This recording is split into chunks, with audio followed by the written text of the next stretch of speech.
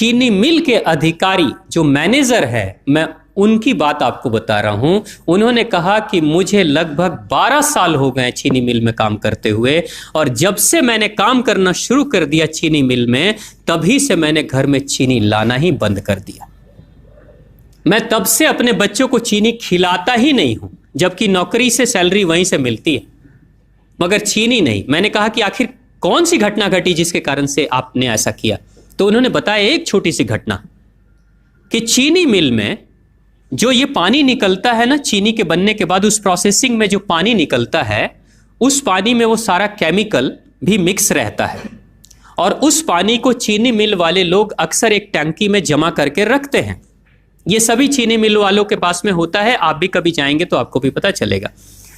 वो टंकी में वो पानी रखा जाता है, लेकिन रोज रोज प्रोसेसिंग हो रहा है, रोज चीनी बन रही है, रोज बहुत सारा पानी आ रहा है, तो आखिर कब तक? एक टंकी की क्षमता है ना, कितने दिनों तक वो टंकी खाली रहेगी? भर जाती है, भरेगी तो फिर क्या करेंगे? खाली करना है। तो क्या किया था चीनी मिल के लोगों ने? सोचा कि छोड़ो ना, अब कहाँ जाएंगे उसको फेंकने के लिए कहीं दूर, क्योंकि अब उतनी बड़ी टंकी जिसमें हजारों गैलन पानी है, उसके लिए ट्रांसपोर्ट में कितना खर्च आएगा, तो बेहतर होगा रात के अंधेरे में कहीं खेत में डाल देते हैं। क्योंकि जनरली फैक्ट्रियां तो होती हैं ऐसे ही बिराने में, तो कहीं डाल देते किसी खेत में, क्या पता चलेगा पानी है कि चीनी मिल का पानी है, क्या है।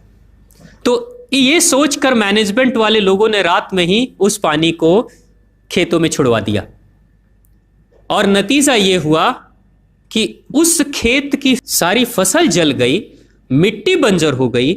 और जब किसान पता करने लगा कि आखिर क्या हुआ मेरे खेत में, जब चेकअप कराया वो मिट्टी का, तो पता चला कि इसमें तो चीनी मिल का जो वेस्ट मटेरियल है वो डाला गया है।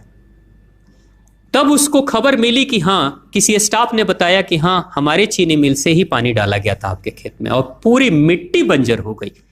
उसने केस कर दिया और चीनी मिल वाले को मुआवजा देना पड़ा लाखों रुपए।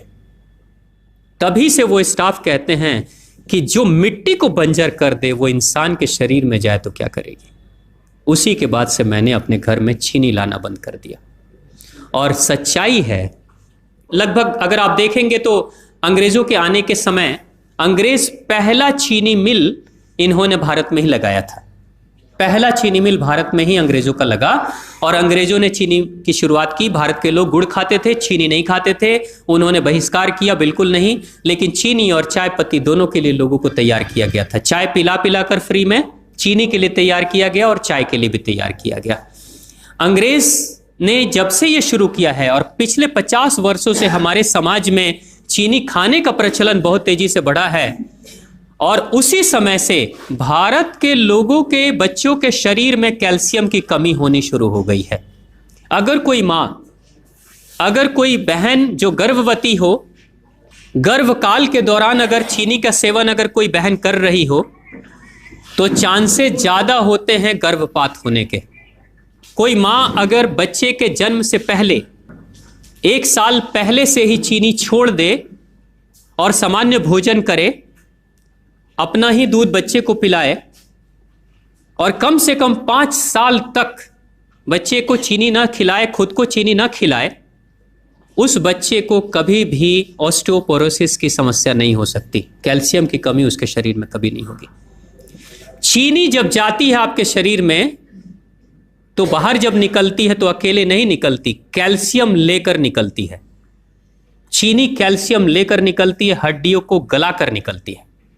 और जिसके शरीर में कैल्शियम की कमी हो जाती है, उसके शरीर में मैग्नीशियम, पोटेशियम, आयरन सबकी कमी हो जाती है। कैल्शियम वो तत्व है कि जिसके शरीर में कम हो जाए, सारे तत्व कम हो जाएंगे, और कैल्शियम की कीमत पे चीनी हम खाते हैं।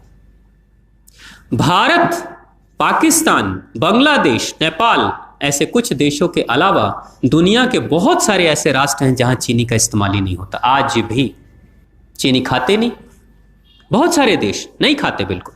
आप गुड़ खाया करिए, वो ज्यादा बेहतर है, चीनी को छोड़िए।